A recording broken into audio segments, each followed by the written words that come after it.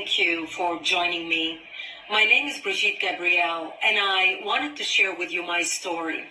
I realized yesterday when I put a post about my background that many of my new followers and people who know me as a political commentator who's always commenting on political events and current events, that a lot of people have no idea about my background and why I am so passionate speaking the way I speak. But let me share with you my background, and you'll understand where this passion comes from, and why this week has been so difficult for me watching what's happening in the Middle East. You see, I was born and raised in Lebanon, which used to be the only majority Christian country in the Middle East. We were open-minded, we were fair, we were tolerant, we were multicultural. We prided ourselves on our multiculturalism. We had open borders. We welcomed everyone into our country because we wanted to share with them the westernization which we had created in the heart of the Middle East. Lebanon became Paris of the Middle East, banking capital of the Middle East. Unfortunately, all that began to change when we accepted a wave of refugees into our country, people who did not share our values, but wanted to use Lebanon as a launching pad to kill the Jews and drive them into the sea. Lebanon was the only country in the Arabic world that accepted the third wave of Palestinian refugees. When they came to our country, they wanted to destroy our country. They ended up destroying our country. My 9/11 happened to me in 1975, when radical Islamic Palestinians blew up my home, bringing it down, burying me under the rubble wounded. I ended up in a hospital for 2.5 months. And as I laid in a hospital bed, hooked up to IVs, I would ask my parents, why did they do this to us? And my parents would tell me, because we are Christians, they consider us infidels and they want to kill us. So I learned since I was a 10-year-old little girl that I am wanted dead simply because I was born into the Christian faith and lived in a Christian town. We ended up leaving the hospital and coming back home, but my home was no longer the home I left. I ended up living in a bomb shelter underground in an 8x10 room without electricity, without water, and very little food. And that's where I lived for the next 7 years of my life, from the age of 10 till the age of 17, robbed of my youth. The Palestinian Islamists cut off all water supplies to our town, cut off electricity, cut off food. In order for us to go out and get some greenery, we would go out and dig out dandelions and different greenery that grew around our bomb shelter because it was the only salads we had to eat. To get some water, we would crawl into a nearby spring to get some water because we were surrounded by Islamic Palestinian snipers shooting at us. And every time we left our bomb shelter to the spring to get water, we would say our last goodbyes because we did not know if we're going to come back alive or dead just to get some water. This became my existence.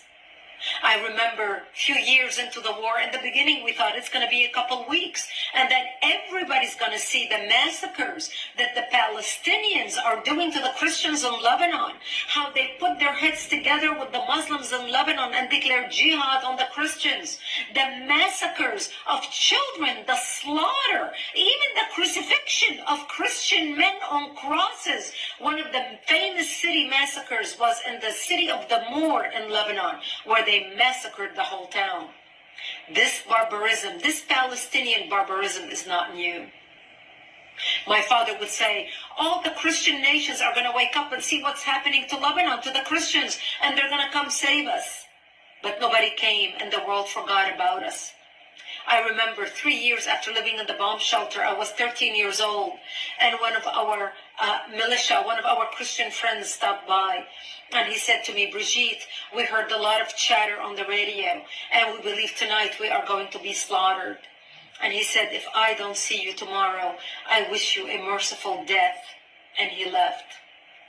And I remember at the age of 13, dressing in my Sunday best, my Easter dress, because I wanted to look pretty, because I knew that when they come to slaughter me, there would be no one to bury me, and I wanted to look pretty when I'm dead.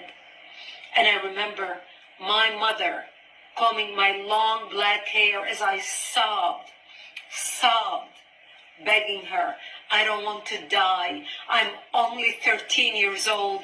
Please do something. I don't want to die. And there was nothing my mother could say to me. And I remember sitting in the corner of our bomb shelter, and my father started reading from Psalms. I shall walk into the valley of death and fear no evil, for thou art with me. And my parents said to me, when they come to slaughter us tonight, we will create a distraction. You're an only child. You're a young child. We lived a long life. We will create a distraction, and you just run towards Israel, run towards the Israeli border, and don't look back. You see, we knew if we run to the Jews and beg for help, the Jews are not going to slaughter us, because we had more shared values with them than we had with the Muslims. Thank God I did not have to make that decision that night, because that's the night when Israel came in physically into Lebanon and established the security zone and kicked out the radical Islamic Palestinian element that surrounded our town. And Israel set up artillery bases in the hills surrounding our town. And that's how we survived for another 5 years, until 1982, when Israel invaded Lebanon, working with the Christians, trying to help the Christians take back their country, take back their democracy, and kick out the radical Islamic element that had taken control of the country at that time. We had 11 Islamic terrorist organizations operating out of Lebanon, including the PLO, the Palestinian Liberation Organization. And Israel finally ended up kicking Yasser Arafat and his cronies all the way to Tunisia. And that's how we came out of the bomb shelter and back to rebuilding our lives. I ended up moving to Israel in 1984 and becoming a news anchor for world news in the Middle East, covering world events, because I wanted to make it my life's mission to fight evil, to understand how can people hate so much to commit such atrocities. My life story is detailed in a book titled Because They Hate. A survivor of Islamic terrorism warns America. The book sold over 1 million copies. It came out in 2006. I encourage you to read it. I encourage you to order it so you can understand why I fight terrorism, why I speak with such passion and conviction. People who watch me debate people and fight people and care less about the labels people throw at me. They call me radical. They call me a hater. I don't hate anybody.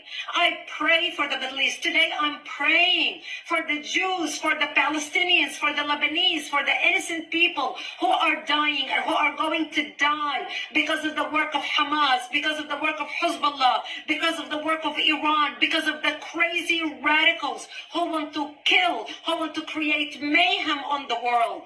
We must stand up against barbarism. Barbarism done in the name of any people, of any religion, is not acceptable. Barbarism is when you shoot babies in their cribs. Barbarism is when you decapitate babies. Barbarism is when you rape women and kill them. Barbarism is when you kidnap old grandmas and you kidnap children and you put them in cages with the sole purpose of torturing them and killing them. This is barbarism, unacceptable under any name, from any people, from any religion. That's why the good people need to stand up against terrorism, against Islamic terrorism.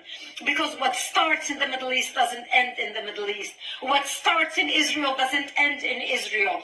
This is a war against between barbarism and civilization. This is a war between democracy and dictatorship. This is a war between goodness and evil. We either win or they win. We need to fight to win. We need to stand up with Israel to win. This is our fight and we must win it.